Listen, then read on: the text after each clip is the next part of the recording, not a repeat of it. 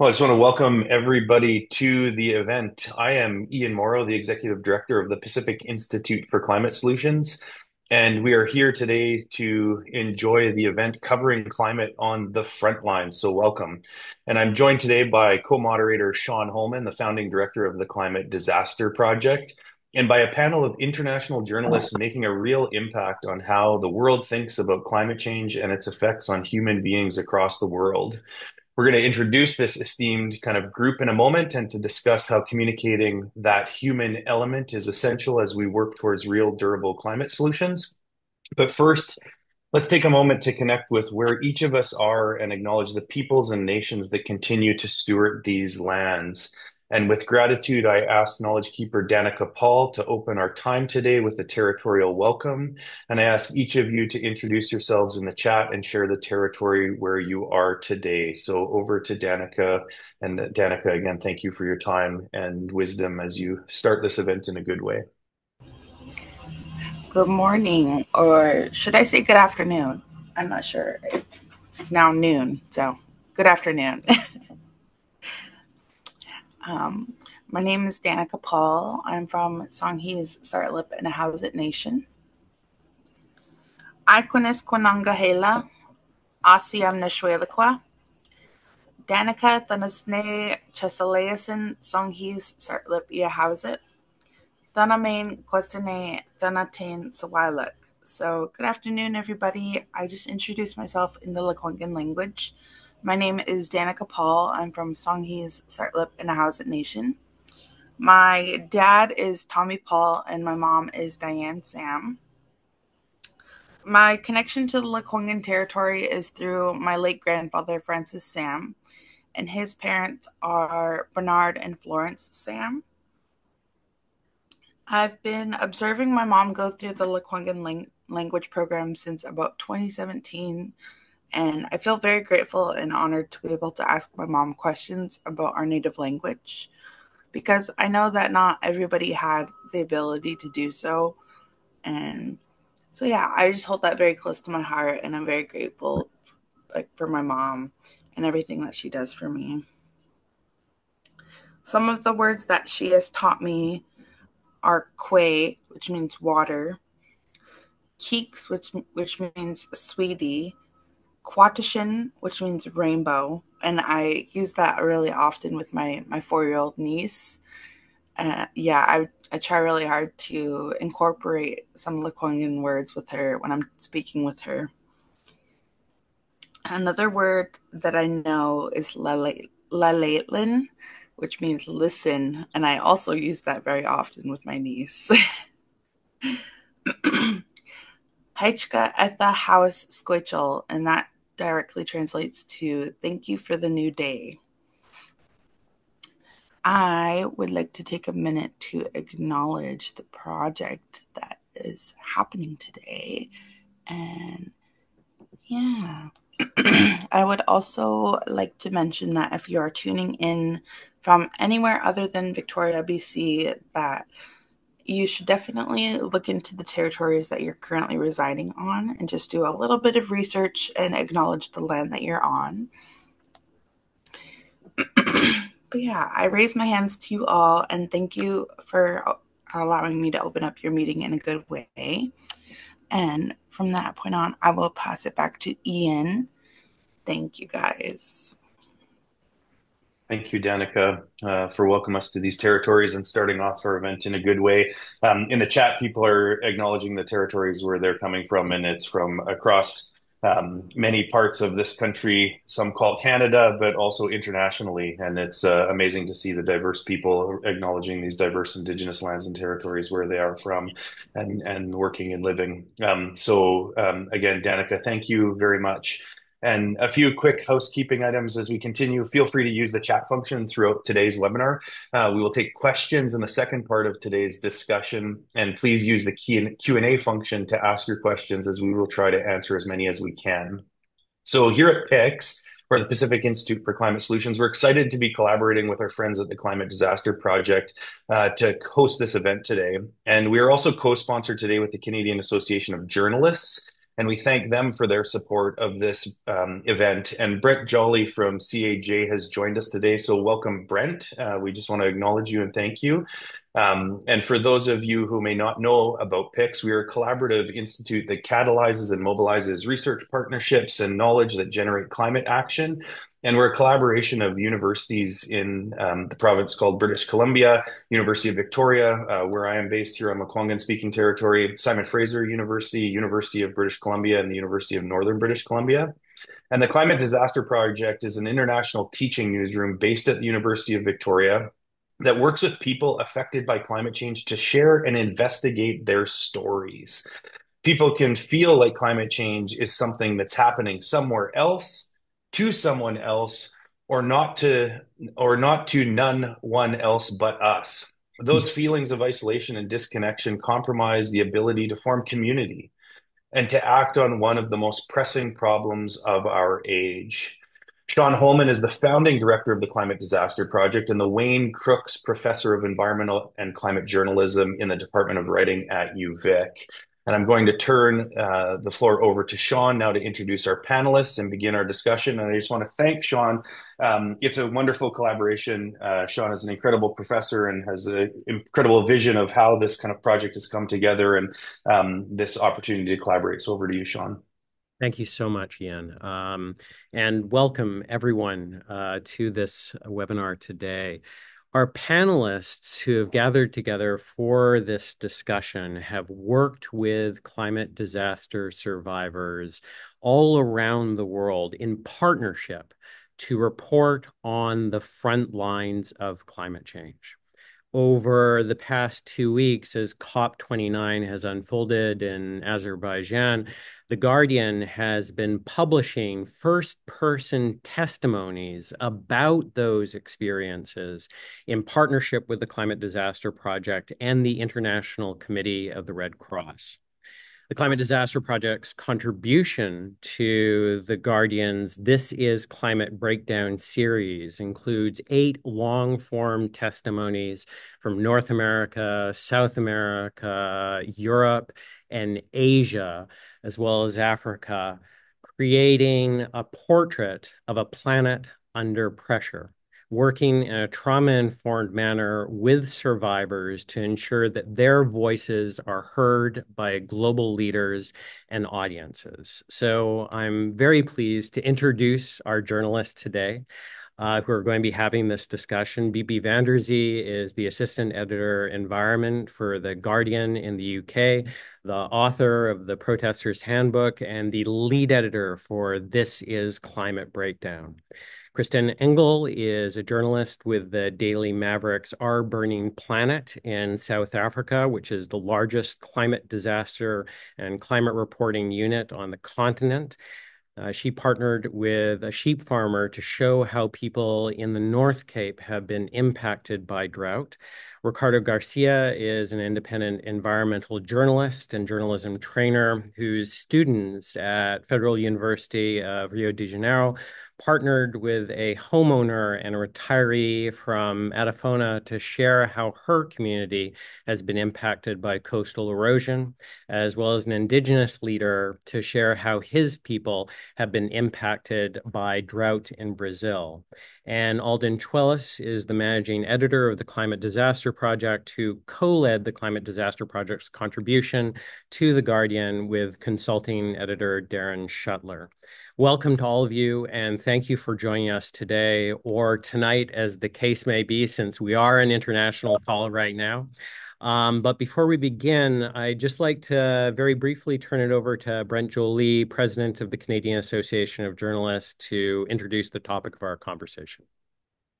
Absolutely. Thanks very much, Sean. And I'm really, really pleased to be here, taking in this really esteemed international panel and international discussion. As we know, climate change knows no borders. And I think, it's our role increasingly to play a leadership position in making sure that stories about the deleterious impacts of climate change get told in a real and transparent way. I think it's about showing solutions to these problems, and that this isn't just an international problem that exists somewhere else, as Ian was saying, but it's something that happens in our own backyards.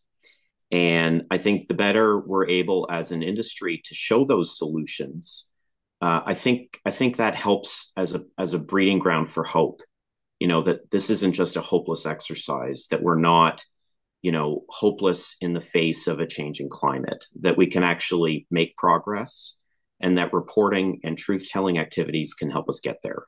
So I look forward to taking this in. Pass it back to you, Sean. Thanks for having me. Thank you so very much, Brent. So I would like to start with our panel conversation. There'll be lots of opportunities to ask questions following that discussion. But let's begin with sort of where we've been. Historically, how has the news media covered climate change, and what problems did that coverage create? Ricardo, I'd love to go to you first. Okay, thank you. Thank you, Sean. And good morning, good afternoon, or good evening. Evening for me, probably morning for you. So when we think of how the media has been covering climate change, I think we can go back to the first news stories about climate change. So I did a quick search the other day about what was the earliest news about climate change, and I found a very small note from 1912 in a specialized that appeared in specialized media, and one of them was the Braidwood Dispatch and Mining Journal. I'm going to read this story because it's interesting. We're talking about 1912. This is 112 years ago. The story reads like this: coal consumption affecting climate, and says the furnaces of the world are now burning about 2 billion tons of coal a year. When this is burned, uniting with oxygen, it adds about 7 billion tons of carbon dioxide to the atmosphere yearly. This tends to make the air a more effective blanket for the Earth and to raise its temperature. The effect may be considerable in a few centuries. That was in 1912. No. Okay, so if we fast forward about 70 years, 1988, a massive drought in the United States, crop failures, water shortages, heat waves, deaths, losses, and then you have a scientist in the U.S. Congress, James Hansen, doing a testimony, and then that's when climate change hit the headlines. So New York Times had climate change in the first page in 1988. That was 40 years ago, more or less. What did James Hansen said at that time? Well, he said, "Well, 1988 was the warmest year on record. There was evidence that global warming is associated with the greenhouse effect, and global warming is large enough to have consequences. That was the message. So has climate change coverage changed over time since 1988 or since 1912? Well, in a way, yes, it has changed a lot. So nowadays we have much more news. I mean, news about climate change, they go up and down according to what's happening. So when there is a COP, there is a lot of news. But then it goes down. But generally, there is more news. There are specialized reporters, specialized teams in newspapers and on media outlets. There are more issues that are being covered because a lot has been happening right now, and there is an energy transition going on, and there are new and different approaches as well. But from another side, what I see, and I've been covering climate for more than 30 years, our main message remains mostly the same, and the message is the planet is warming. It's our fault. It's going to be awful, and we are not doing enough. We mostly write about this. Now, of course, we write about many other things, but the main message, in a way, from one side remains the same. And the audience now is different. The audience doesn't like news anymore. So the news avoidance is something big now. So people are avoiding news and turning to influencers and social media. And these audience they see, so we are talking, okay, the planet is warming, it's horrible, it's our fault, we're not doing enough, we are gonna die.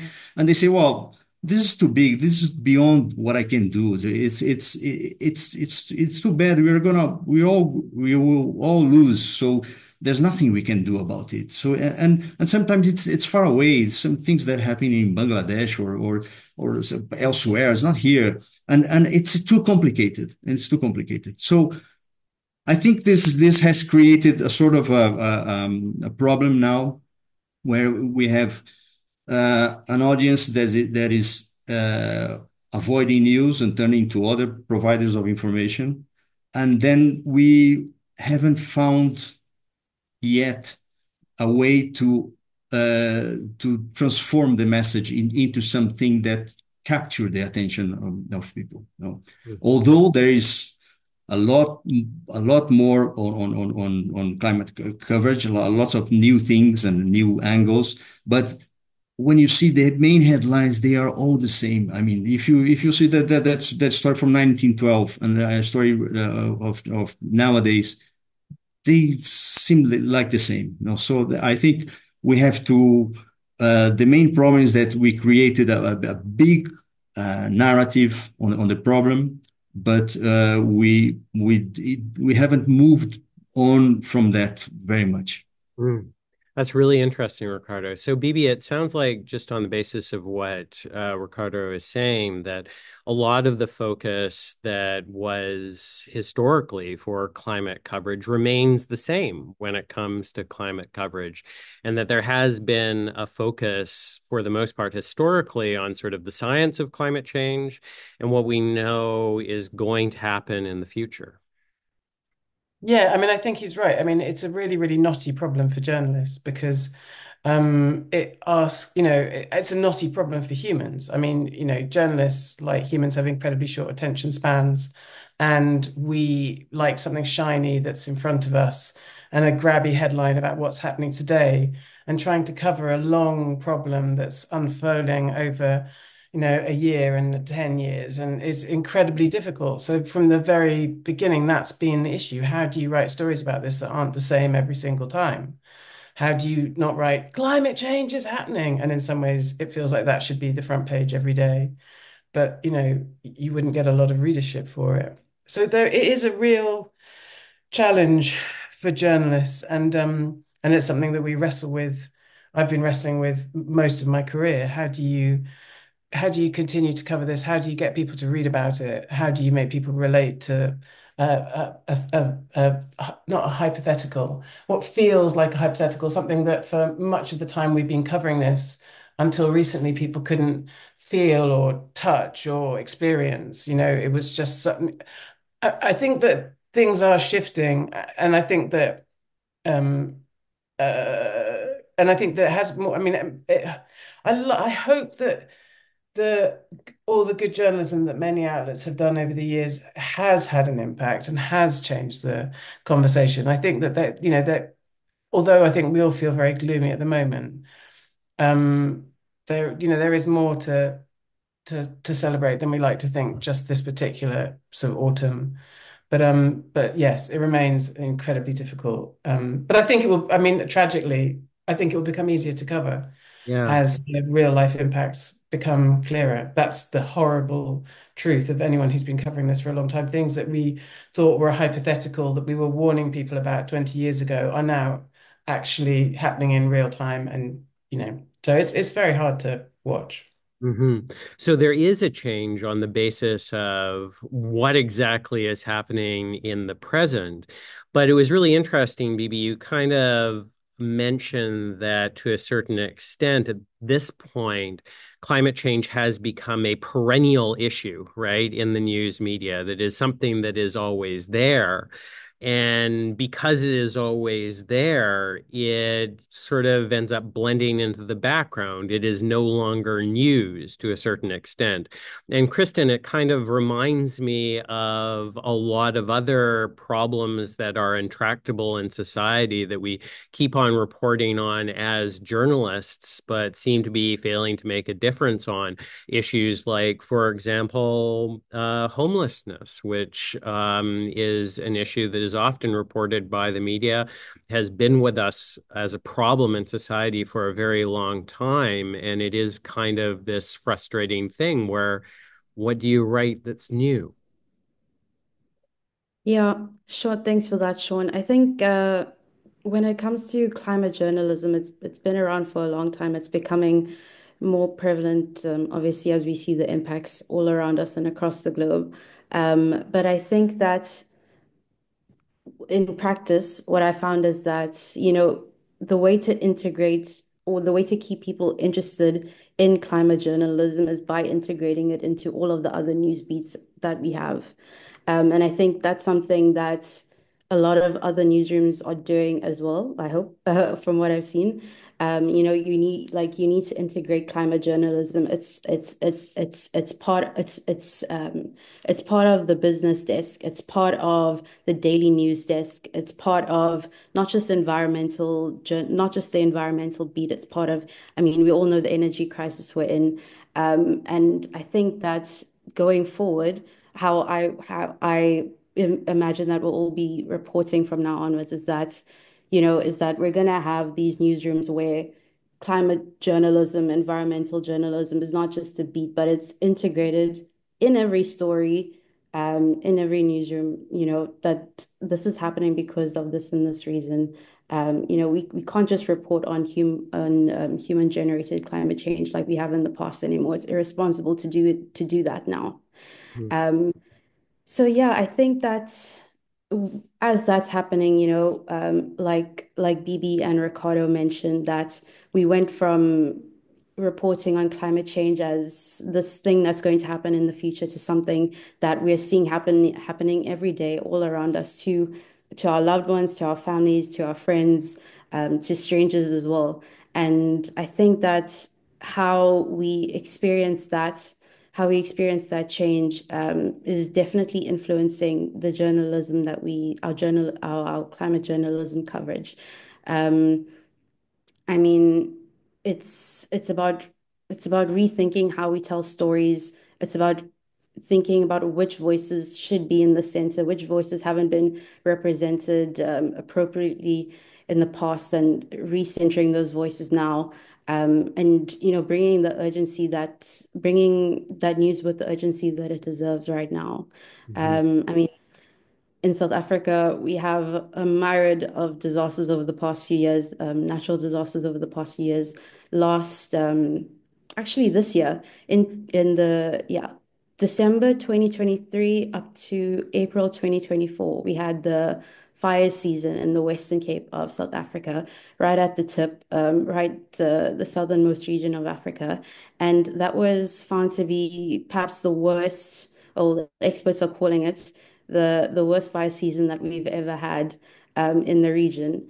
It felt I was covering that fire season with a colleague of mine at the time, and it was going out to wildfires that were breaking out across the region. It seemed like it was happening every week, almost every day. You'd just have like another massive fire breaking out, thousands of people left stranded, homes destroyed, millions of hectares burnt, thousands of hectares burnt at the time. And we had to find a way to tell that story in a way that, you know, it's not just breaking news. There's a reason that it's happening. There's a reason that it's been happening more frequently. And the way we went about it was, instead of just reporting breaking news stories, you bring in the science, you bring in the vulnerable human lives that are being affected while this is happening. And then you look at it holistically. What's the response? What measures were put in place? Was fire breaks put in? Did people did government and policymakers and firefighting agencies do their due diligence, sorry, before the time? And how did that impact, the scale of the wildfire season then? And I mean, that obviously wasn't just something in South Africa. We saw that all over. We saw all over the past year. So yeah, I think going forward, we are going to, I mean, we all know this already. We are going to be seeing more severe extreme weather events, and it's going to be having a devastating impact. And the way to keep people, I suppose, the way to keep people engaged and interested in reading about these news, because like Bibi said, people don't like to read anymore. We need to find new innovative ways to also tell these stories. But it's by emphasizing those on the ground human lived experiences. And I can't emphasize how much what a difference that makes to keeping readers engaged and spreading awareness and informing policymakers about better ways that they could uh, go about their work. But yeah, sorry, that's Yeah. me. I rambled a bit. No, no, not at all. I think those are all wonderful points. And it seems that that's sort of where we are now, right? Where we're sort of seeing that increasing sort of focus on the human experience and sort of this multi-layered approach, right, to taking a look at climate change from a variety of different perspectives, bringing in the science, bringing in the human story, bringing in the on-the-ground experience. But Bibi, it seems that there was like a bit of a this new era that we're in right now when it comes to climate journalism. It seems that shift, to a certain extent, really started back almost in 2019, right? We had the Guardian in that year announce changes to the language that it was going to be using to cover climate change. That was also the year the Daily Maverick launched its Our Burning Planet initiative, which Kristin is part of, and was also the year that Covering Climate Now started. And I guess what I'm wondering is just to sort of go back a little bit historically, what do you think it was happening back then that sort of resulted in that shift? I mean, I don't really identify 2019 as a shift point, to be honest. When I first started talking about journalism, I think Ricardo mentioned sort of the ups and downs. And John Vidal, I don't know if any of you are familiar with John Vidal, but he was the legendary Guardian environmental editor who, in like improved cops for many, many, many years, turning up in these very, very bright colored jumpers and cheerful and energetic. And he said to me very early on when I was sort of trying to get my head around climate environmental journalism, it's like, oh, baby, it just goes in massive waves. And for a couple of years, it'll be the most important thing in the world. And then for a couple of years, no one wants to talk about it. And he's right. I mean, that's what I've seen throughout my career. There are like a couple of years where people can deal with it and they want to think about it. And then it drops off again for a couple of years. And maybe 2019 was one of those periods where, the sort of the craziness of the economic crash and the various, European disasters and Brexit sort of seemed to recede a little bit, and people felt they had a bit of capacity without realizing the next year that COVID was about to arrive, to think about climate change. So I think you have to kind of ride those waves and accept that there is going to be times when people want to listen and times when they don't really. Um, and that's part of it, and that's just part of any news cycle, really. I mean, I think that the difficulty is always. I mean, I agree with what Kristin says about focusing on how you tell stories and things, but it's really important that you just also, that we remain journalists. I mean, our job is to, just report what's happening. And that's, I mean, again, I come back to that point that tragedy, that has become easier in a way now because you can, for many years at The Guardian, we had a climate environment desk long before almost every other publication. And there were years where you thought, how do we do this? How do we write about the subject? What, are we going to do another piece about a study coming out warning that this is happening, So I think that now there is a reporting job to do, which is more important than ever. And it's in some ways, it's a kind of relief, as terrible as that sounds, to just be this is the thing in front of me. I can, everyone can see it. Everyone, now I just can be a reporter instead of worrying about whether I'm, how I should be approaching this, and if, maybe I'm overcomplicating things, but I think No, in no, no. So journalists tend to overcomplicate things. absolutely. So it sounds like the real shift, right, is around this felt sense of climate change, right? That we are now feeling climate change. We are now feeling the effects of climate change. And Ricardo, I saw that you had your hand up. Just a quick comment on what Bibi was saying about the ups and downs of the climate coverage. There is always a reason for these ups and downs, and clearly, and there is a university that tracks the climate coverage around the worlds, the Colorado, and there's a project in a university in the US that they track this, and always when there is a COP, there is a peak. Yeah. And I think that the main peak was if it was, I think it was Dubai Glasgow. Glasgow, maybe. Yeah, Glasgow or Dubai. Yeah.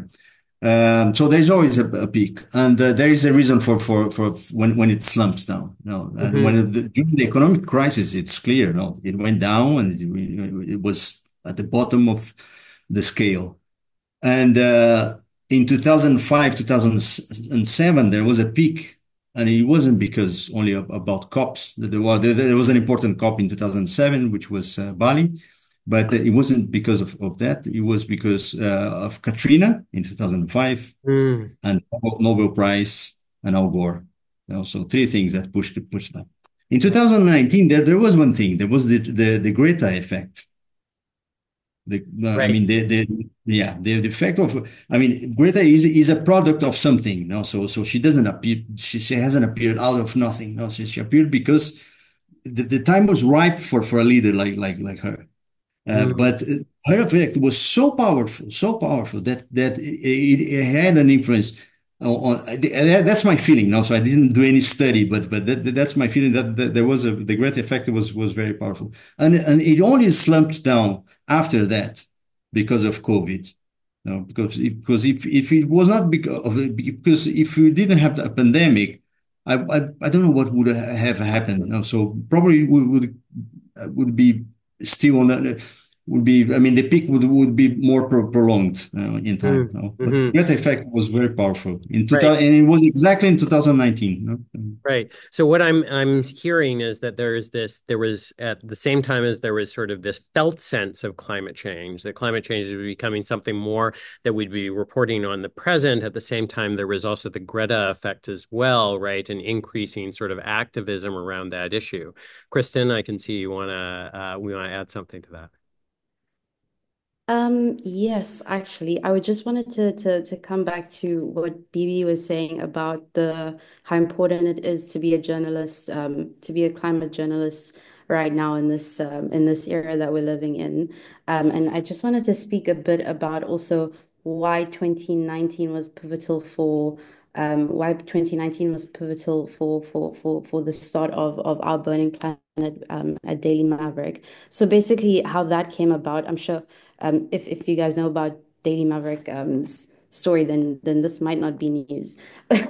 But basically, our burning planet was born out of it was born out of the once in a 628-year drought that threatened the city of Cape Town's water supply, and that was kind of the wake up call that as media, it's no longer responsible to report on human generated global warming with circumspection anymore. Like the other panelists have said already, we are heating up the planet, and it's time to do something about it. And with that, with OBP, with our burning planet, what we focus on is the head-on collision between bad governance and climate change, and how that exacerbates the impacts of climate change on the ground. To show how it's reshaping South Africa and the way we do that is exactly what everyone else in this discussion so far has said. It's about going into those communities and telling those on the ground stories of people who are the most vulnerable, in this situation. And it's yeah, we don't need to look far to see where those effects are and where the hurt and suffering is taking place. Unfortunately, it is all around us. There's never a day where I look at my news diary and I'm like, oh, I don't know what I'm going to write about today because Yeah, it's yeah, yeah. happening all the time. There's so much to cover. Yeah. Um, Yeah, so it sounds like it's sort of peaks and waves, as you're saying, right? But the peak that was sort of happening in 2019 was this sort of convergence of the politics of the situation, right? And also sort of the lived experience of the situation. Ian, I can see that you had something you wanted to add there. Yeah, I just embedded in your original question, Sean, was a question to Bibi around the Guardian actually changing the style guide at this particular moment. And I'm really curious about this. I didn't mention I'm a filmmaker, I'm a scientist. That sent kind of shockwaves through the news system to a certain extent that we were talking, that we were actually changing the kind of language, or the Guardian was changing the language, and it had a ripple effect. And I'm just curious in that moment, that decision, and maybe for people that haven't heard that, like it was a fairly big shift in terms of trying to create a different kind of conversation. I think it's worth kind of mentioning that, Bibi, and just the rationale for that, and maybe how that's unfolded in terms of impact. I mean, I would say that we've always, I don't want to, but I mean, there are lots of things that we're very bad at, but on environmental issues, we've always been at the sort of cutting edge of what, of what can or should be done. And, we had one of the first environmental journalists in terms of form of John Vidal and Paul Brown. Paul Brown, who is still writing for The Guardian, I think 50 years on from becoming the environment editor. We had the first environment hub. We had the Keep It in the Ground campaign to ask people to stop digging up fossil fuels. So the change of language was a kind of evolution of that decision. I mean, led by Natalie Hanman, who is on the environment desk, the head of environment. And she just was very aware. I mean, words, in fact, we were talking about this at the desk the other day. Words, I mean, that's our trade, words. And if we don't think about how those words are used and come up with ways of making sure that they shock and also reflect the reality, then who is going to do that? So that was the conversation. And yeah, I don't think anyone realized quite how big an impact it would have, to be honest. But we in fact reaffirmed our pledge the other day, which was part of that decision. Yeah. Yeah, words. That's Word. what we're here for. And So words and stories, right? On one hand, we have sort of the use of perhaps more accurate language, right, to describe the moment that we're living in. We also have the use of more present tense experiences, right, to describe this moment that we're living in. But I guess I just wonder, as we are sort of shifting, our coverage to, cover this as a present tense problem, rather than sort of a future tense problem. I guess what I wonder is, what are some of the challenges that we're kind of facing and kind of restructuring that coverage? And maybe I'll go to you first, Alden. Sure. Thanks, Sean. I mean, I think there's numerous challenges that have already been addressed by many of the panelists, which is, news avoidance, the idea that this problem can often be too big, too far, too complicated, as Ricardo said, and just the decrease in news consumption and funding for journalism. And I think a big thing we're seeing, as Kristin was talking about, with this really being something happening in our backyard and the need to integrate it in every news desk and everything that we're covering, is just the absolute decimation of local news outlets and community journalism, because that's the tricky thing of presenting this like a global problem, which it is affecting all of us, if that's not something personal that people can relate to. And it doesn't actually give people the information they need to be able to respond to a disaster that is happening in their community. So I think a huge challenge is for centralized news outlets or places that don't have the resources to be able to provide the on the ground, the in real time information and the solutions that require really specific regional considerations and very different. The how climate change is going to impact us varies greatly dependent on where we are, and the particular solutions and adaptation measures vary greatly. And so I think that the lack of journalistic resources within specific places makes it harder for us to cover it in a way that really connects with people, and also harder for us to report on and develop all the different solutions we'll need. Yeah, Bibi. But I mean, I think so. I think which obviously speaks to actually where this panel came from. I mean, partnership is absolutely critical in order to solve some of those problems. And I mean, journalistic collaborations are like incredibly tricky and difficult and require insane amounts of patience from all concerned. But are also immensely rewarding in the most powerful way to, utilize all those different strengths that all the different parts of a collaboration have. And for climate change and environmental issues, I mean, a lot of the things are, the This is Climate Breakdown series, obviously, couldn't have happened without Sean and all of you. And, so that's, we have a platform, you guys have expertise, and bringing those things together, that's really critical. And I think it's going to have to be one of the most important ways forward for environmental journalists to sort of carry on working in partnership and just taking advantage of all the different strengths that different sectors and sections have. Right. So in the case of this particular project, what we did is we came together, the Climate Disaster Project, the International Committee of the Red Cross, and the Guardian to partner to do exactly what Alden you're talking about, which is sort of creating these localized experiences of climate change, really these felt experiences of climate change and of disaster, and really bringing it to both these local audiences as well as these global audiences at the same time. Kristin, I saw that you had something that you were probably wanting to say there. Yeah, actually, also wanted to agree with how important it is to collaborate during the time that we're in right now and to tell these stories where, climate change and its impacts, it's interwoven with the societal issues that people are facing in their various regions, vulnerable communities and affected people. But I wanted to say what I found in my experience, I mean, I think I report a lot about low-income communities. These are the people that, according to the reports, are going to be the most impacted by climate change impacts, especially in Africa. And what I found is that a lot of them, I mean, obviously, a lot of them might not name it climate change, they might not call it climate change, but they can describe the impacts to a T. And I think that when we do storytelling or make documentaries or videos and reporting these stories and the events when it happened, it's so important that we use their language as well. Like this, like I mean, I've been seeing in media more and more. We need to break down the reports. We need to break down the scientific language and all of that. And yeah, we need to break down the scientific language and share those stories as our survivors and as not our survivors, but as survivors share them with us.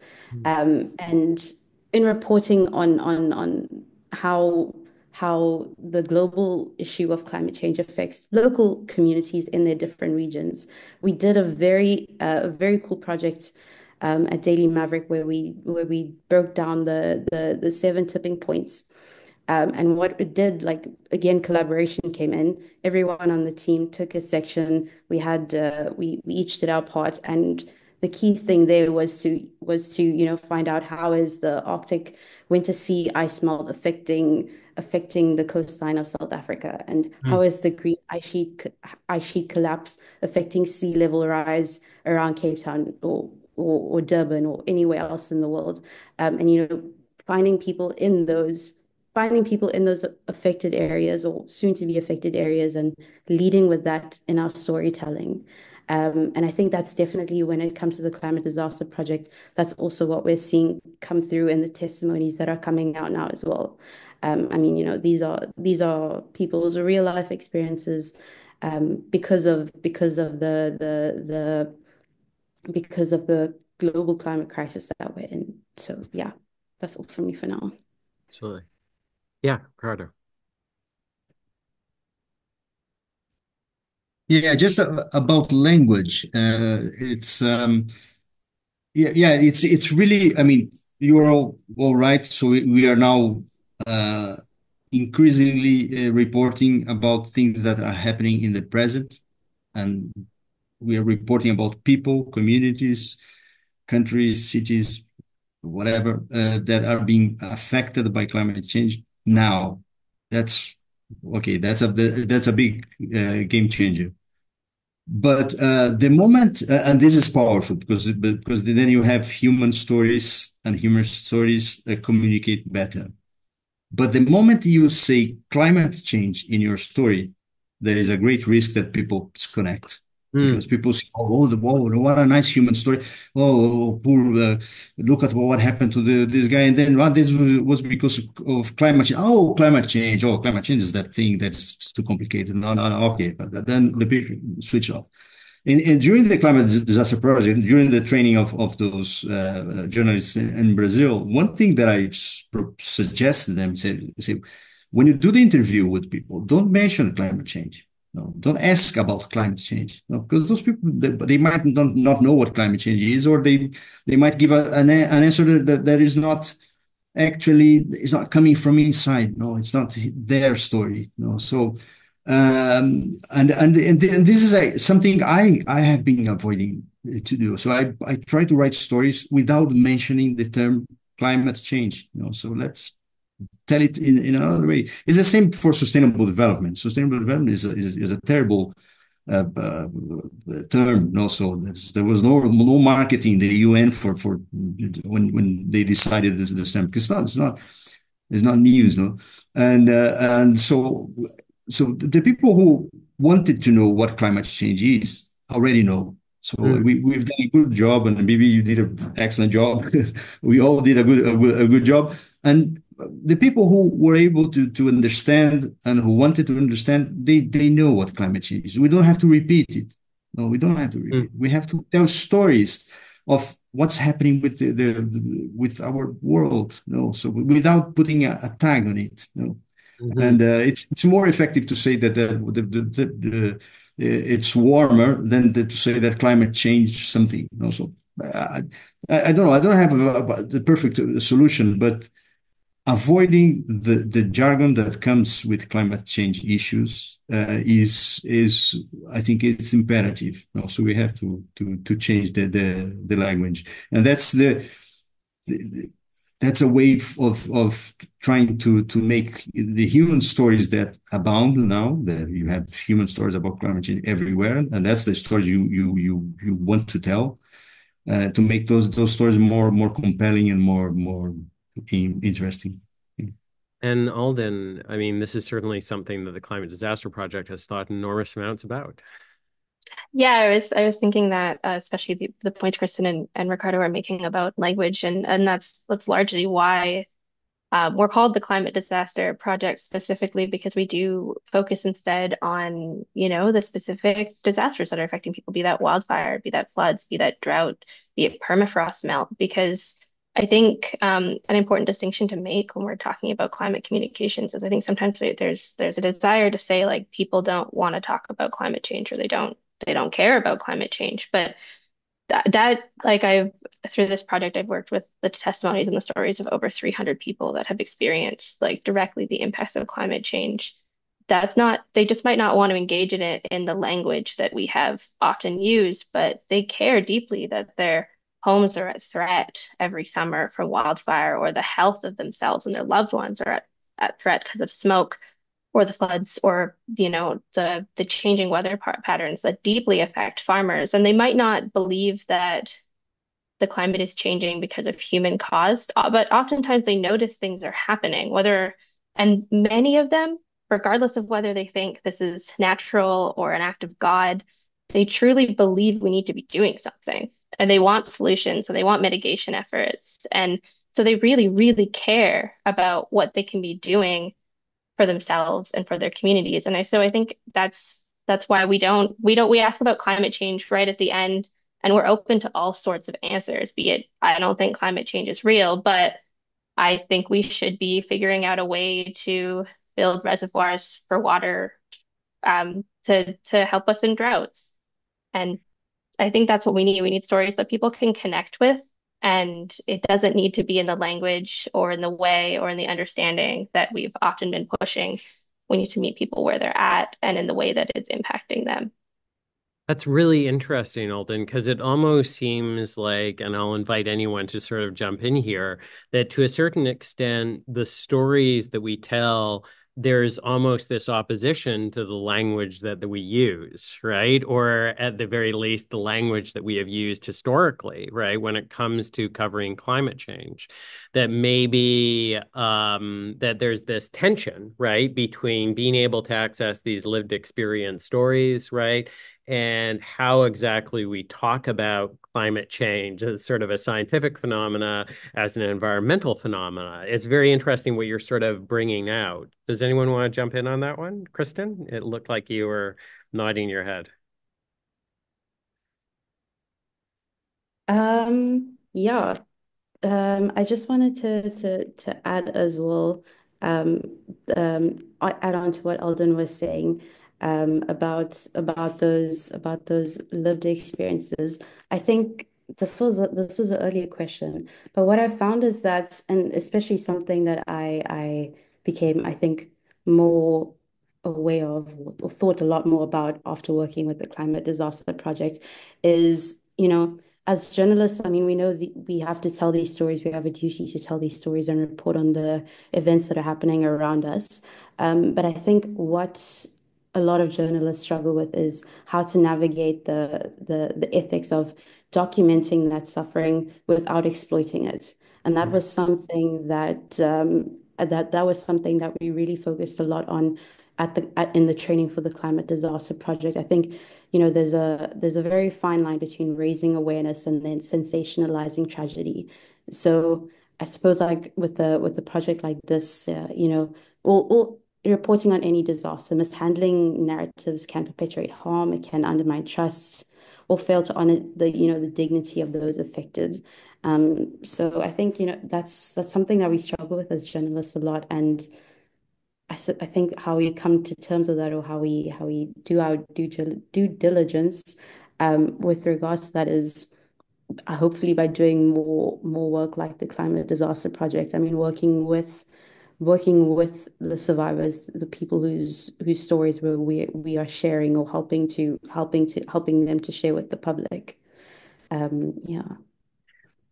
So the idea is there's power in these stories, and we know that there's power in these stories, but it's about handling them carefully and handling them with respect. Does anyone want to jump in on that?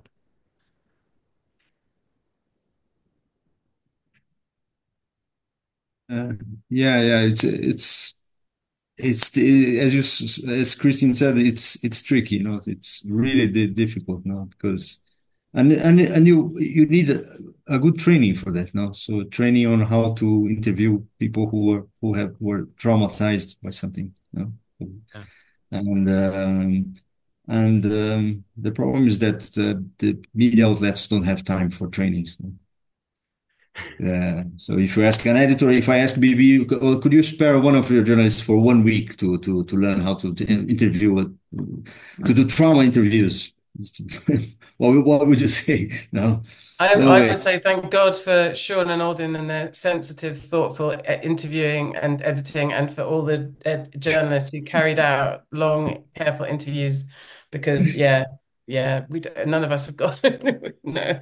It's so interesting, right? Because it sounds like then that there is this window, right? As you said, Bibi, right? There's this relief that we're now actually covering something that is in the present, right? That it's now actually emerged, right? And yet there's a resource problem when it comes to actually doing that, right? That, there isn't sort of these on the ground resources that newsrooms have to do this kind of work. It is a different kind of work, right, that we're doing, right, with people who have been impacted by disaster. And of course, journalists have long covered disaster, maybe well, but not necessarily always. But it seems like we're entering this really interesting new era where there's this tension in resources to do this kind of work. And yet we know this kind of work is important. I mean, any newsroom is always short of Yeah. resources, and there's never time in the day for all the things you want to do. I mean, it's just if a newsroom has enough resources, then it's not paying attention to what's happening in the world because there's a lot going on, and we're a big organization, but I mean, we are still. It's just still everyone works a 14-hour day. Everyone, I mean, so. I don't know really. I mean, I think that there's space for all of these different approaches, isn't there? You need a newsroom where we're like, what's the headline? What's happening now? I need to know now what's going on. And then you need people who are able to sit down and take more care and time and have a different approach and, just have the strength and the patience to do the interviews properly. I mean, I mean, our reporters are absolutely magnificent, wonderful group of people who can, if I say to Fiona Harvey, can you just give me an analysis of why Azerbaijan is like the worst place to hold a COP and like sort of 800 words? And she's like, yeah, hang on, give me a second. And then she'll have it back to me in a sort of hour and a half with insights that, that is as an expertise that a very small, tiny group of people have that's quite extraordinary. But if I was to ask Fiona to sit down and conduct 3 or 4 patient calm interviews with somebody who'd been through trauma, I'm not sure how well that would go. So yes, I think partnership and taking advantage of everything that we possibly can to work together is definitely the way forward. Kristin? Yes, I just wanted to add on to how under-resourced newsrooms are globally. I mean, we know media is in crisis at the moment, underfunded, under-resourced, and all of those terrible things. But I think that there is light at the end of the tunnel. I mean, it's very limited, but there are fellowships, there are training opportunities, fact-checking workshops, not so much the kind of trauma journalism training that is required. But I think that there is an opportunity for journalists to upskill themselves in these to upskill themselves as they go about this work. I mean, if I just think about the OCJ and Knoxville Climate Journalism Network, brilliant, brilliant, brilliant network. I've learned so much from them, and I've been able to connect with amazing journalists from around the country, also climate journalists, and also from different beats as well. And yeah, I think that there is obviously it's very limited, but I think that there are those opportunities, and I think we just need to get the ball rolling and focus more bit on those collaborations. Especially in small newsrooms and local community papers as well. Because I think those are the kind of news outlets that would really, really benefit the most from that kind of training, especially in the time that we're in. But yeah, that's just it's not all doom and gloom. Alden, the final word goes to you before we go to our Q&A. Oh, well, I'll just echo that I think partnerships are essential, and we wouldn't be able to do any of the work we do without all of the news outlets and incredible editors we get to work with.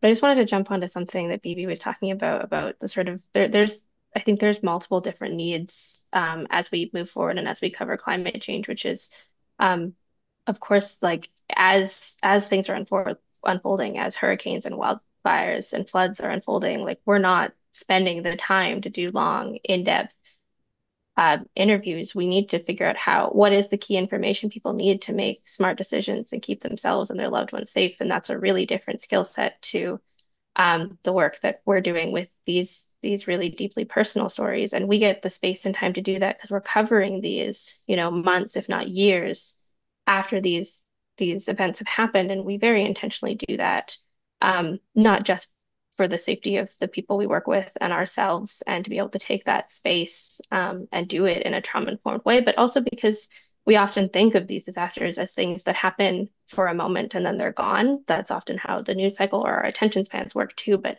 recovery is a huge story that's going to become more and more of a story in the environmental journalism space. And so by being able to follow up months and years later, we can see the impacts these are still having and the work that still needs to be done or is being done. And I think there's so much depth to be uncovered when we get to spend the time with those people and with all the stories that everyone here was able to create. Thank you so much, Alden. And now I'm going to hand it off to Ian. Well, what a great conversation so far. I've just been enjoying and listening and, gleaning the insights and looking kind of statically frozen on Zoom while doing so. But I have been here and also kind of going through the questions. And again, for the people in attendance here live, please continue to put your questions in the Q&A function. And I'm going to kind of summarize some of the things so we don't kind of get stuck in individual questions, but we look at kind of the threads and themes. There's a bit of a conversation going on around how climate solutions are kind of embedded in dominant kind of economic paradigms to a certain extent. And, obviously, various industries are caught in that. Probably, it's fair to say that journalism is caught in that to a certain extent. And there's a question about mainstream journalism and how do you get breakthroughs into mainstream journalism, with that as perhaps an undercurrent or an issue in terms of, the auto pages and these kinds of things that are kind of tried and true and embedded in some of these kinds of publications. So is there thoughts on breaking through into mainstream journalism? We've obviously got the Guardian on the line. You are mainstream publications, but how do we get these stories out to broader audiences, I guess, is one of the questions that is kind of embedded in some of the series of questions here. Open to anybody kind of taking a crack at that.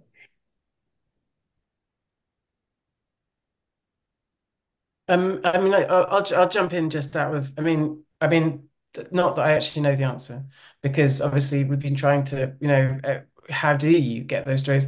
So in Britain we have a very, very strong right-wing media, as most of you probably know. The Daily Mail, the Telegraph, the Times these are all sort of powerful, energetic publications, and their coverage of, speaking about what we've seen there, their coverage of climate change has been really interesting and painful, obviously, because sometimes they just write absolute arrant nonsense. But, you can see it slowly, that sometimes there'll be a piece on one page saying this is terrible and a piece on the next page saying it's all made up by, weirdo lefty conspiracy people. And, electric vehicles are terrible for the environment and heat pumps don't work. So it's really, really difficult. In Britain, we've seen, I don't know if you use this phrase elsewhere in the world, but I know in the US, it's used certainly, culture wars over 15-minute cities and heat pumps. Bizarre things that you would never have imagined you could have an argument about have become, a tug of war between right and left sides of the discussion, and turn this into something political in a way that is really disturbing and weird, and it feels like such a distraction from what we all need to be talking about, which is just some sort of pragmatic action to take on that. So my perception of how you get it into the mainstream media is it's really, really, really difficult. And sadly, it has become politicized. And unfortunately, liberal and left-wing publications are more likely to do a sort of balanced job of reporting, I think, than right-wing publications. And I don't really, I see the politicization and I really, really regret it. And I think it's one of the biggest problems facing this. And I'm afraid I don't actually know what the answer to that is. Any other takers on that? Kristin, do you want to go ahead? Yeah. I also don't have an answer to that, but I just wanted to add a comment as well about how to about I suppose ways that we go about getting those stories into mainstream media. So I think in South Africa I mean like some of the comments in the chat are saying, and like the other panelists have said as well. I mean, this is happening more frequently. People are losing their houses. People are getting displaced. This is news that's happening all the time, and we see it like almost every week. I mean, even just this week, there's been two fires. It's not even the fire season yet. There's been two fires. People are displaced. People need food. People need housing, mattresses, clothes, socks, all of those things. And I think that I don't know if this is also something that's found in the global north, but getting those stories when there is an extreme event or extreme event, it really it's like it's not impossible for it to get a lot of attention when it is those disasters. So I think it definitely depends on I mean the like the editorship of whichever media outlet that you're working for at the time. But I think, yeah, that's just was something I wanted to add from reporting in South Africa. I think I've been fortunate enough to work with amazing editors, and like my editor right now is the one who co-founded Our Burning Planet. So I don't think we have, not that we don't have that problem, but I think that as time goes on, that there is getting more importance is being given to these stories in the general news cycle. Okay, Brent, you're on the screen, so feel free to jump in at any point if this is something you want to kind of take a crack at. I'm also happy to keep going, but it looks like you're Yeah, live. Go ahead. yeah. I mean, I think there's a whole laundry list of reasons why things don't get the coverage that they should. One thing, I mean, I think one is training, as Alden was talking about. I think that's something that if we're going to be able to connect this from going from sort of episodic to more thematic framing of an issue. I think being able to train journalists to notice those differences or is something big, so it just doesn't become as I can't remember if it was Bibi said, but sort of just another report happens, and it sort of becomes something that collects dust over time. I mean, I think the other piece that I've observed, at least here in Canada, is the discussion around what's going on with the wildfires. We've seen wildfires in Quebec, in Atlantic Canada, in the West, in Alberta and British Columbia. This is and also the impact that that's had on the northeastern United States. When New York City was covered in smoke from wildfires going on in the eastern parts of Canada. I think that is a door. I mean, it's a tragic event, don't get me wrong, but I think it also opens a door to people asking, why is this happening and why is this happening now? And it shouldn't just be that, oh shoot, there's a fire in somewhere. Like, I think it behooves journalists to ask the question of why. Why is this happening? And opening that dialogue and that sort of conversation about causes and effects. Wonderful segue, Brent. We've got a class of graduate students watching, and Phil Mullins, I think, on behalf of this cohort, said, "How can climate and environmental scientists and scholars help better address and communicate in partnership with journalists?" So, to your point, Brent, around what are the underlying drivers of this, and how do we address that, and how do we bring science in? There was another question. Responding to this kind of comment that I think Ricardo made around whether or not we use the word climate change at all, and if that kind of trend towards kind of taking science out actually undermines the actual narrative of trying to talk about climate change. And so this kind of tension, in some of the comments here and questions are around the role of science. How do we communicate with scientists? Do we push a scientific narrative? Do we pull it back? Please respond. And maybe, Ricardo, we haven't heard from you yet, and that kind of links to some of your comments. Why don't you jump in there? Yeah, okay. Yeah, no, we can't report without the science, no, not at all. Also, I think it's One of the main sources of information are the scientists. What I meant by avoiding the term climate change is to avoid jargon, avoid jargon, and avoid terms that don't connect to people. No, so we can talk about climate change right in a different way, and it's the same with scientists. No? You interview a scientist. If you're a good science journalist, you understand what they are saying. If you don't understand, you have to ask why or make the relevant questions. Well, when you go back to the newsroom, you have to write in a way that people understand. And sometimes the scientists they don't like it.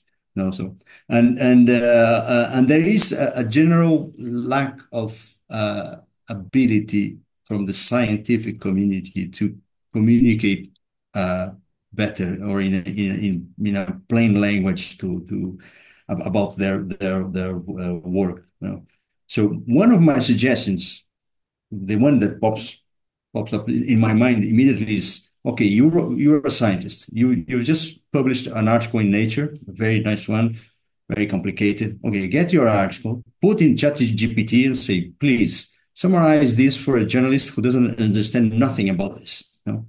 And then get this and send to the newsroom. Very very easy. I mean, and I know the press officers in universities are doing a good job in trying to translate the science. But summarizing one, I wouldn't say collaboration, but journalists covering climate change are always talking with scientists. This is a fact. And this hasn't, I mean, eased in any way. See, it's a very very very important source of information. The relationship between them, well, if the journalist doesn't take care, it becomes sort of, it starts to write for the scientific community, no, with the same jargon of the scientists, and the scientist who is the source, he or she, they like it and they call you and they say, oh, they're a great article, and you're very happy because the scientist is happy, but nobody else understood your story. You know? So you have to translate the story, and the scientists have to translate their story in the first place. No? Yeah, And I might jump in there and we can kind of invite Alden. I see you have your hand up. But there's another question here that kind of relates to that. So I'm an environmental scientist. I run a big climate institute here at the University of Victoria.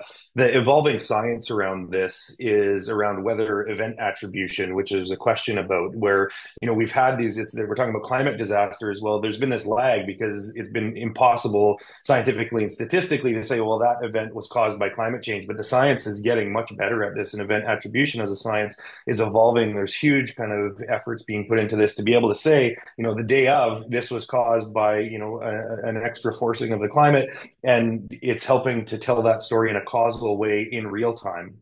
And so I think the scientists are trying to get better at this to interface with the kind of, journalistic community so that we can tell a clear story, a causal story. And so maybe that's something to kind of layer in here and to bring that question in. And Alden, over to you. Yeah, I think that's great. We've actually been discussing this because while we may not directly always reference climate change in some of the stories that we create, we usually make sure that we make sure there is a climate attribution, but that can vary because, as you said, the specific scientific attributions have historically been a bit delayed, and so it's about using the best science that we have to understand the causal relationship. But to jump back to what Ricardo was saying, like I agree, we're not abandoning the science. That's essential and will always have a key role in our journalism. And there's many different pieces that need to be written. But I think that there's also just various different languages that like ways we can refer to this. And even if we're talking about attributions, one of the things we do in our work is because well, I said we don't talk about climate change up front, but we do ask everyone we work with about what they think about climate change and what they think about climate change in relation to what they've experienced. And a lot of times, folks who maybe are new to conceptualizing that way, or maybe still aren't sure, can actually articulate much of the mechanisms that work. I've had people who aren't really sure about climate change tell me about how they understand that the wildfires that happened to them last year have made the floods that they're now experiencing more likely. And we're able to articulate the way they've communicated about their community and put that in a story. And so they're still communicating the science of how these processes work, but in a very different language than if we were to what has historically been done, or if we were to include the voice of a scientist. And so I think it's not just about like not talking about science and not talking about climate change, but looking at different ways that we can communicate that and reach that and meet the particular audience we're trying for that story. No, that's great. And there's also this, my work has really linked this, where, personal narrative and personal observation of knowledge holders, it does confirm and link to science. And there's this beautiful harmony sometimes where it fits together, but the language is different. Some of the questions in the Q&A here are about a different process, which is when someone faces something like climate disaster, and they're not finding science to confirm that or link to that. They're linking to conspiracy. They're linking to misinformation and the challenge of misinformation in the context of the climate crisis. And so there's a bunch of different questions here on this particular theme, and the role of influencers and how do we enable credible, objective, and professional journalism to differentiate itself between the news bite world, particularly when the politics of Trump science are in the mix. And so obviously there's been an election, there's climate denial in all parts of society, but there's climate denial in some very large, influential parts of global narratives. And how do we kind of deal with this? How does the journalistic industry and community and passion of people like yourselves contend with something where truth means different things to different kinds of people?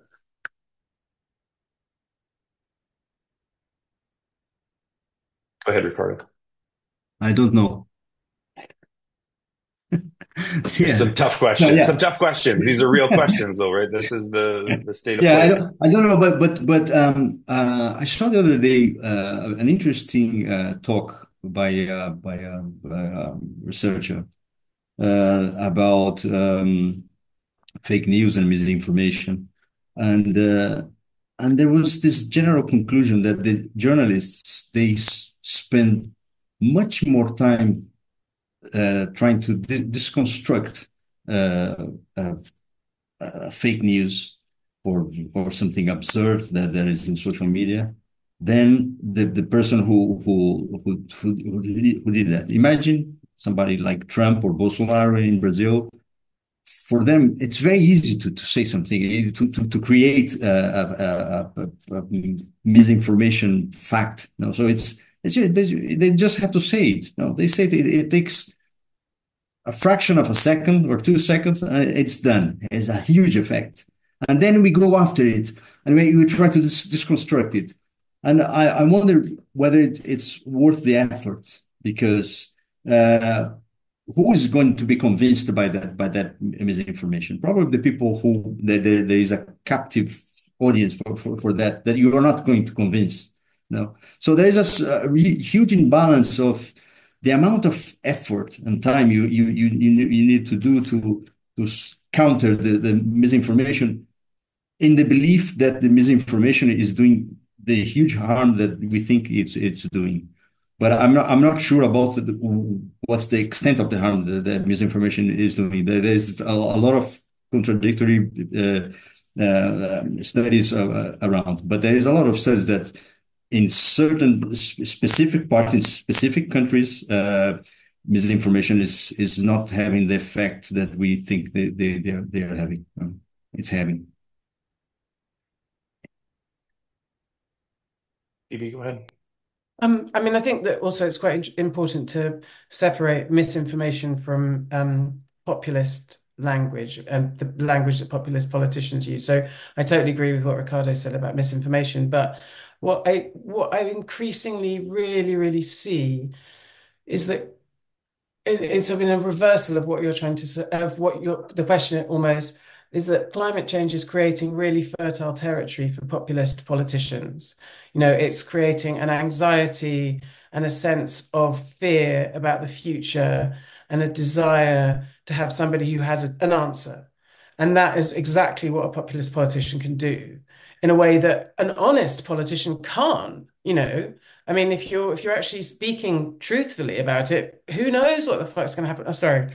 who knows what's going to happen? Who knows, if we can solve this. And that's I've sort of really, really come to. I mean, we did a recent project about farming and the right wing and the environment in Europe, and speaking to farmers and understanding the what you could see that they were just ready for the picking. They were ripe. They wanted somebody who was going to tell them it was all going to be okay, and that this strong man would protect them.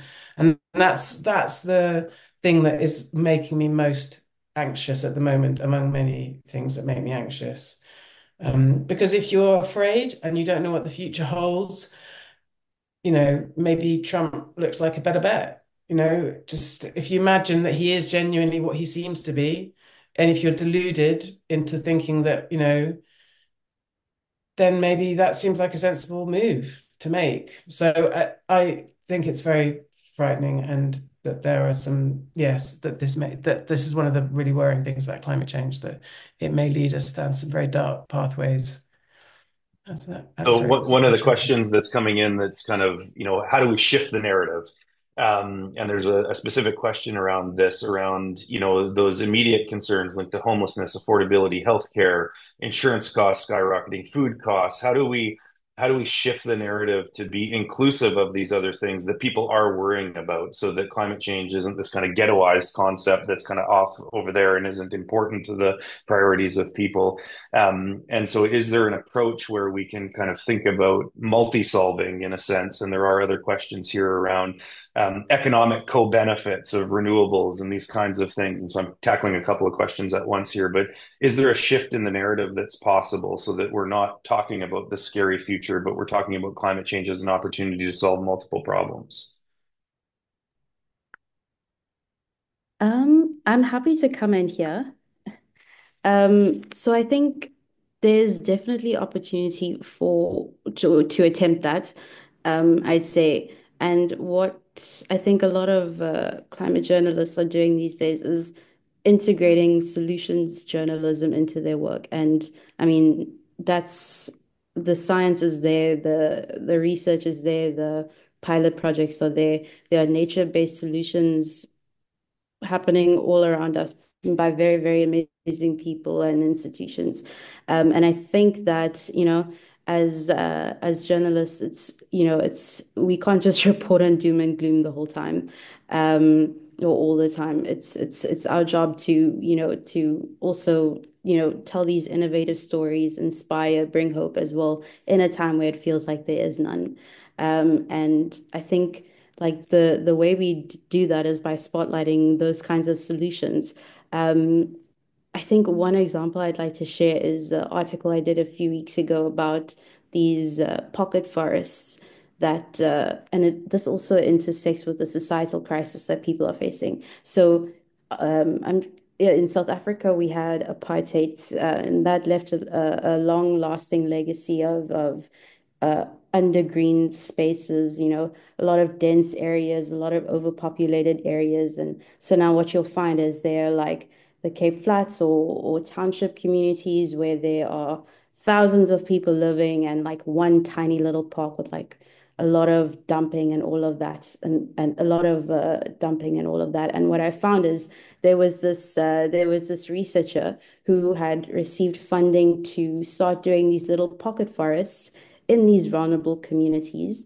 And I think he did a fellowship with the Suji Institute, and of the Suji Institute. And basically, what he does is he works within these communities with the people that live in these communities, either with a neighborhood group or something like that. And he well they make the land fertile. They see what trees they could plant there, and it's done using the Miyawaki afforestation method.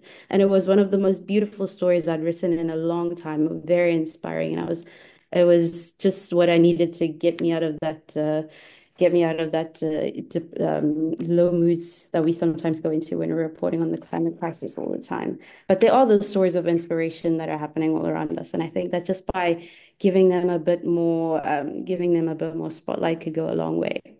I mean, that's just one example. There's a whole lot other energy and food security and all of those happening as well. But greening vulnerable or intentionally greening vulnerable communities that have been neglected in the past has such a big difference on those communities, on the way on the feelings those people feel and all of that. Um, but yeah, sorry, that's it for me for now. I might jump in there and then invite more comments because there's a whole string of questions that relate to what you just said there, which is again, how does journalism kind of balance, the importance of reporting on disaster and the kind of proliferation of anxiety in the population? How do we think about people who are systematically excluded from narratives, people who are from the disability community facing climate disasters? Again, kind of balancing the different kinds of stories that are being told with the kind of anxiety that's created or can be created. And then again, how do we balance reporting with mental health and well-being? And I know the Climate Disaster Project taking this trauma-informed approach. There's lots to discuss here. So maybe how do we balance that kind of mental health, community well-being, anxiety with being honest and truthful around where we're at? That's a hard one. I think that, oh gosh, that really is a hard one. But I think, it's just about doing the work. We can't ignore disasters when they happen. We can't ignore when there's a natural disaster, where there is a crisis. Just about telling the stories, telling the truth, and seeing what's out there, but being intentional, I suppose, about the good news stories, because the doom and gloom is very easy to define. And I think it's those good news stories that we need to be a little bit more intentional about. So like, I'll say, for example, my editor once told me that on our news diary, we need to do at least one piece of solutions journalism or innovative journalism that inspires people. Like, our job's not just to update people and educate them, but also inspire, give them hope, what's happening in the world in this space. And I think in doing that, there's a lot of ways that we can address that we can address and also amplify voices that have been neglected in the past as well. Recentering those or putting those indigenous voices at the center. When it comes to that. But yeah. I hope that That's fantastic, and we're starting to kind of round out. I tried to get as many questions as possible. We answered about 17 of the ones that were there, kind of jumping through and connecting them. We've got a few minutes left before we end, and I think just kind of ending on that, there's a final question around, again, the role of positive climate stories. And just any quick kind of thoughts on that, and then I've got a kind of few roundup questions. Go ahead, Bibi. Yeah. So I edit a series called The Alternatives on The Guardian, which I was about to say to Kristy, can we please republish your pocket trees? Because that's exactly the kind of story we do every week. And I make our journalists do it for their own mental health, because just it's being a climate desk reporter is really, really hard. And you have to look after yourself, and writing these stories, that is immensely cheering. And whenever I'm feeling incredibly depressed, I decide I'm going to do a couple of hours research for a new alternative stories to run. And it always, always, always cheers me up, because around the world there are people doing wonderful, incredible things. I think the one we're doing tomorrow is the Leguminati. It's about a group of people who believe in legumes can save the world, and they grow beans, and they basically are making the argument we should all be eating more beans and less red meat. And it's very funny, lovely story, which is just, every time we mention it in the news meeting, just the list name cheers me up. So yes, I 100% agree. We need stories like that. But I'd also say, somebody asked me somewhere what my method for coping with thinking about all of this is, and I think it's true for all of us and for everybody. If you're feeling really down about it, go and have a walk and look at this beautiful planet that we all live on and that we're lucky enough to be on. And remember, there's like Kristin said, do the work, but there's a limit to our responsibility. We do what we can. But we're not, there's a limit to how much responsibility we do what we can, and remember to enjoy this incredible life that we're blessed to be living as well. That's how I get through. Thank you for that. And as a person that helps run a climate solutions organization, we see it in the research community, we see it in the human community. There are so many wonderful things going out there that help us to bend the curves, to help us to kind of think differently about the future. And as a storyteller myself, I always try and encourage people to think about the story that we tell ourselves is often setting the future that we will live in. And so we have to be careful the kinds of stories that we tell. If we tell those doom and gloom stories, that's the kind of future we will inherit. If we tell a story that gives us possibilities of figuring this out, we might also get there too. And so thank you for your incredible storytelling to everybody on the panel. Thank you to all of the people that asked questions. And we're reaching the end of our time together. And I just want to thank the panelists again for sharing your experiences and insights, and thank everyone for joining us.